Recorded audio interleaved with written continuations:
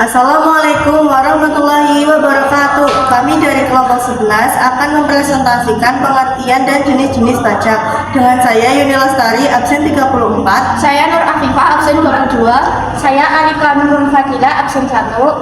Secara umum pengertian pajak adalah pungutan wajib berupa uang yang berasal dari rakyat dan diberikan kepada pemerintah negara. Sehingga pajak adalah kewajiban bagi seluruh rakyat Indonesia agar mampu meraih pendapatan dan juga menjalankan pembangunan. Jenis-jenis pajak yang dipungut pemerintah. 1. Pajak berdasarkan lokasi atau instansi pemungut dibagi menjadi dua macam, yakni pajak negara dan pajak daerah. A.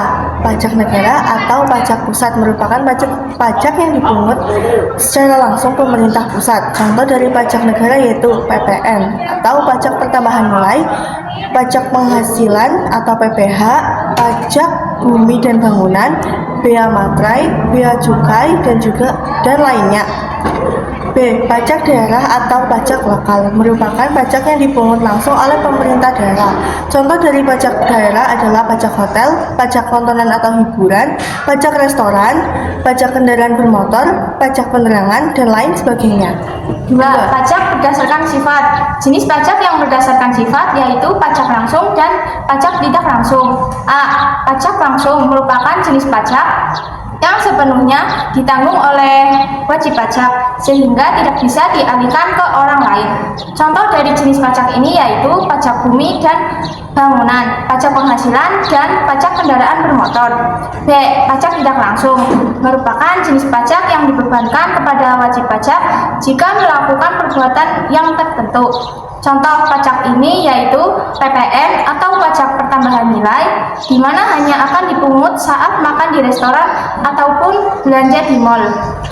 3. Pajak objektif. Penentuan besarnya pajak berdasarkan objek atau karakteristik tertentu yang terkait dengan kekayaan atau transaksi ekonomi. Contohnya pajak penghasilan atau PPH, pajak pertambahan nilai atau PPN, dan pajak bumi bangunan. 4. Pajak subjektif. Fokus penentuan besarnya pajak berdasarkan kondisi atau karakteristik subjek atau individu yang membayar pajak. Contohnya pajak warisan dan pajak hadiah. Sekian presentasi dari kami. Terima kasih. Wassalamualaikum warahmatullahi wabarakatuh.